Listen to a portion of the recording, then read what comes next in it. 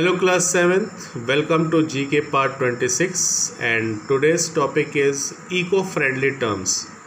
भाग 26 में आपका स्वागत है और आज का जो विषय है वो है इको-फ्रेंडली टर्म्स, जो वातावरण से जो संबंधित है उससे आइए देखते हैं इसके बारे में।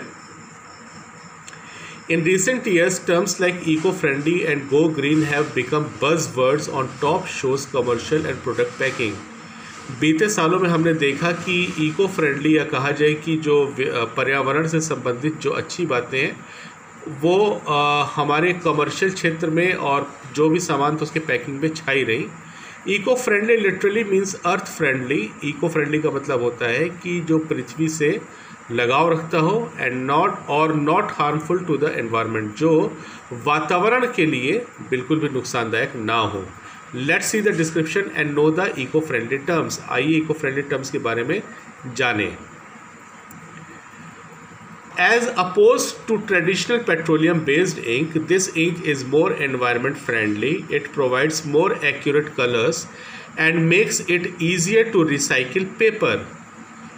ये इंक एक ऐसी इंक है जो पेट्रोलियम इंक से अलग है बिल्कुल, और ये इको फ्रेंडली है, ये पर्यावरण के लिए अच्छा है और इससे जो रंग बनाए जा सकते हैं वो और भी ज़्यादा परफेक्ट कलर्स बनाए जा सकते हैं बनिस्बत in comparison of traditional petroleum based ink.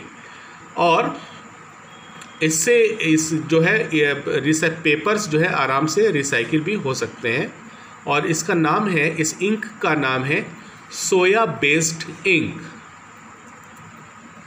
A gas fuel sourced from the decomposition of water converting a waste steam and potent greenhouses into an energy source।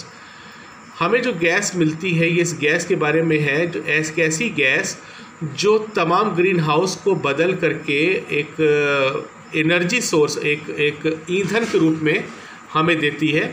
एक ऐसी गैस जो ईंधन के रूप में बदल जाती है, ऐसी गैस का नाम है biogas. Anything pertaining to the positive intersection between man-made process and the delicate organic balance found in our environment। इंसान द्वारा की गई प्रक्रिया और जैविक प्रक्रिया का जो बैलेंस है वातावरण में, ऐसे बैलेंस को ही बोलते हैं eco. It refers to achieving net zero carbon emission by balancing a major amount of carbon released with an equivalent amount offset or sequestered।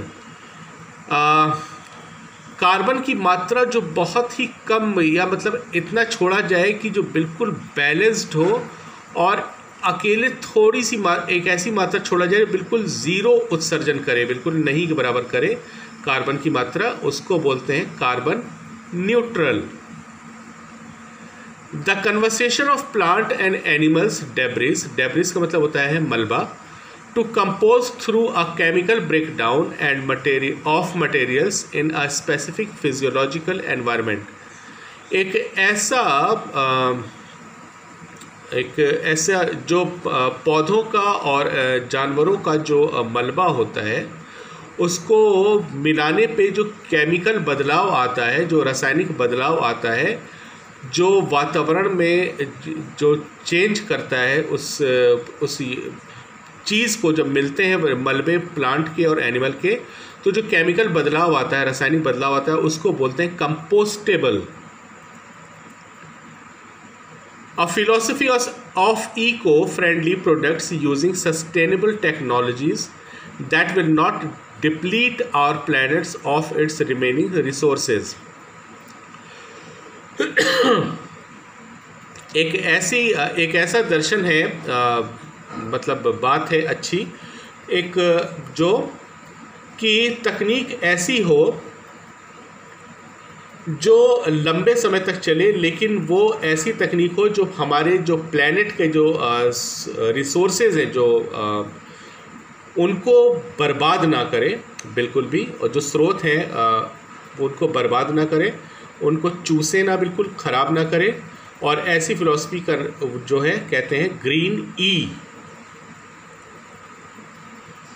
materials that are generated from resources that are managed in a way that they are for all practical purposes, ऐसा पदार्थ जो सारे practical works के लिए use हो सके, sustainable over an extended period of time, जो लंबे समय तक चलते हैं। For example the resources are not depleted, एक मतलब ऐसी चीज़ जो कभी भी, जो स्रोत है हमारा वो कभी भी बर्बाद ना हो, ख़राब ना हो, उसको बोलते हैं सस्टेनेबल मटेरियल। सस्टेनेबल का मतलब होता है दीर्घकालिक या लंबे समय तक चलने वाला, और मटेरियल्स मीन्स पदार्थ।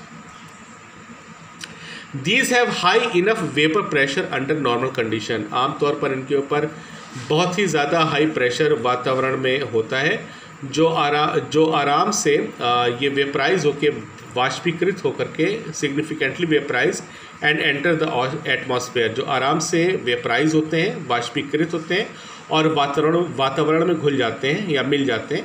और इसका नाम है वोलाटाइल ऑर्गेनिक कंपाउंड्स। वोलाटाइल का मतलब होता है परिवर्तनशील, ऑर्गेनिक मतलब जैविक, कंपाउंड्स मीन्स यौगिक। So that's all for today's study. I hope you well understand. Thank you and have a nice day.